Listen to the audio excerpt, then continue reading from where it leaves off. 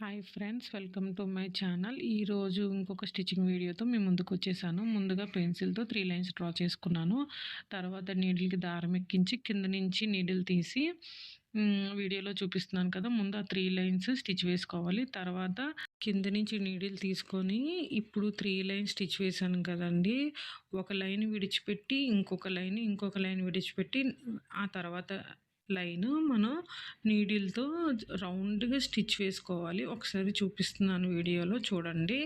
అంటే ఒక line stitch వేసిన తర్వాత సెకండ్ లైన్ కాకుండా థర్డ్ లైన్ మనం స్టిచ్ వేసుకోవాలి. థర్డ్ లైన్ అయిన తర్వాత ఫస్ట్ లైన్ కాకుండా సెకండ్ లైన్ స్టిచ్ వేసుకోవాలి. దారము మనం గట్టిగా లాగేయకూడదండి.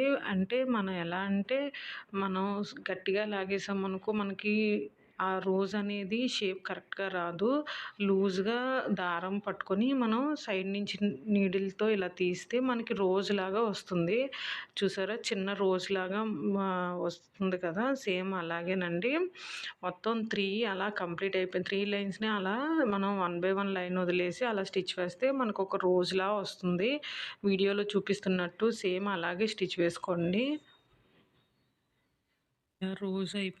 రోజు స్టిచ్చింగ్ అయిపోయిన తర్వాత మనం ఎక్కడైతే స్టార్ట్ చేసామో మళ్ళీ అక్కడికి ఎండ్ పాయింట్ అనేది వస్తుంది. సో అక్కడికి మళ్ళీ మనం కింద నుంచి కాకుండా పైనుంచి నీడిల్ని కిందకంటూ వెనక నుంచి ముడివంటూ వేసుకోవాలి.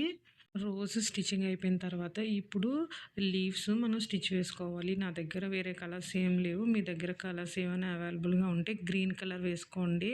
నా దగ్గర వేరే కలర్స్ ఏం లేవు. సో అందుకని ఆరెంజ్ కలర్తోనే నేను స్టిచ్చింగ్ వేస్తున్నాను. ఒకసారి వీడియోలో చూపిస్తున్నాను కదా, నార్మల్ గొలుసు కుట్టే వేశాను. దానికి కొంచెం లీవ్స్కి కొంచెం ఇలా పైనుంచి నీడిల్ తీసి ఒక నాట్ అంటూ వేసేసుకున్నాను. Thank you for watching.